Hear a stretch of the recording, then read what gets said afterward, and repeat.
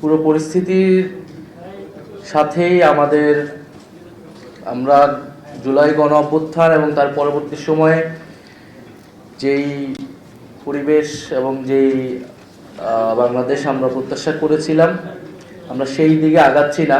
এটা আমাদের জন্য দুর্ভাগ্যজনক। এবং আরো দুর্ভাগ্যজনক যে যারা এই ঘটনাটা সেই রাতে ঘটিয়েছে বা যারা প্রথম আলো, ডেইলি স্টার সহ সাংস্কৃতিক প্রতিষ্ঠানগুলোর উপর হামলা করেছে, তারা জুলাই গণ অভ্যুত্থানের স্লোগানগুলোকেই ব্যবহার করেছে, শরীফ ওসমান হাদির মৃত্যুকেই ব্যবহার করেছে এবং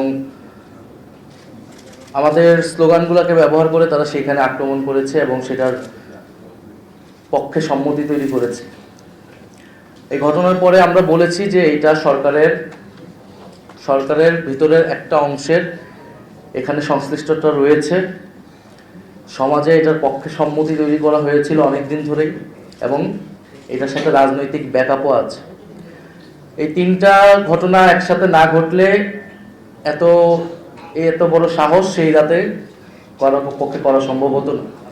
এবং যে খুব বেশি মানুষ, এটা কয়েক হাজার মানুষ গিয়ে এটা ঘটিয়েছে এরকমও না।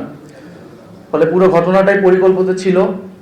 শরীফ ওসমান হাদি তার একটা অ্যাক্সিডেন্ট হতে পারে এবং হওয়ার পরে কি কি ঘটনা ঘটানো হবে বাংলাদেশে, এটার একটা চক্রান্ত পরিকল্পনা আগে থেকেই তৈরি হয়েছে।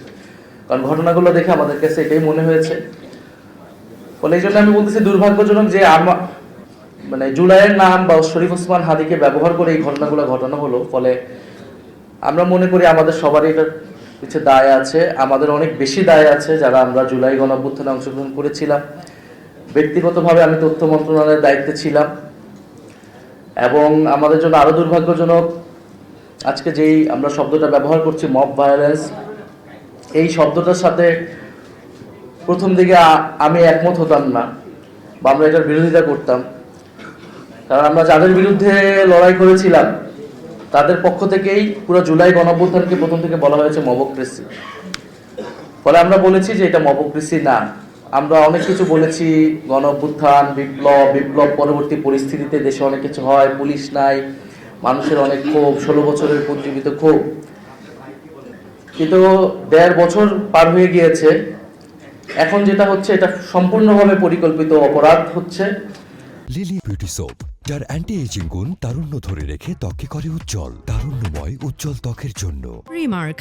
এবং এটা পুরো দেশের রাজনীতি, নির্বাচন, সেটাকে একদিকে নিয়ে যাওয়ার জন্য এই পরিকল্পনা চক্রান্ত।